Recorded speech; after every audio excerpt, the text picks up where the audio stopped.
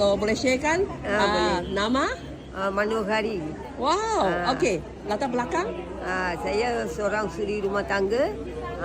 Suami saya kena stroke dia 10 tahun lebih dia tak jalan tau. Macam baby juga. Di atas katil juga.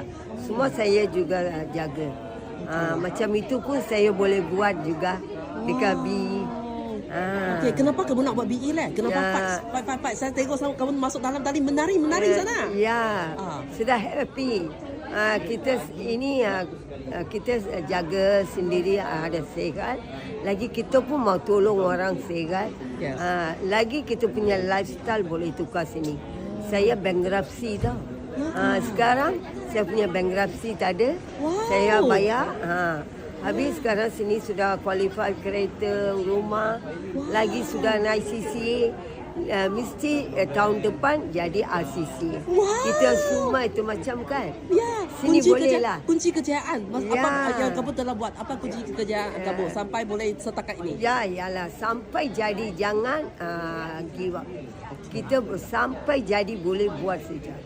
Kita buat sajalah. Mesti semua event mesti pergi kan? Ya. Buat bodoh-bodoh, buat gila-gila.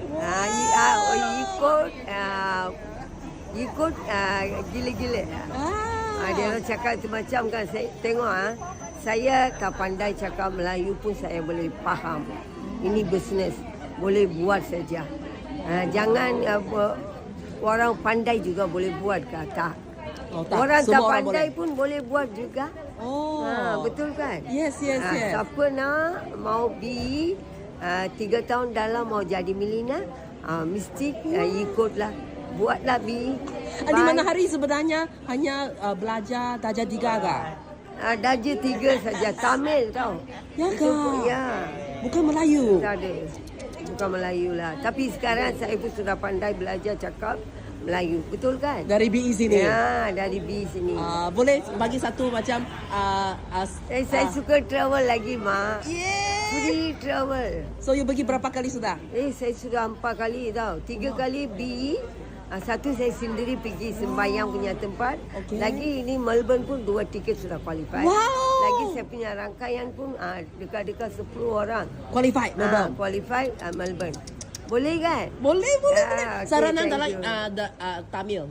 Sarana maksudnya share dan encouragement untuk orang yang nak berjaya dalam Tamil.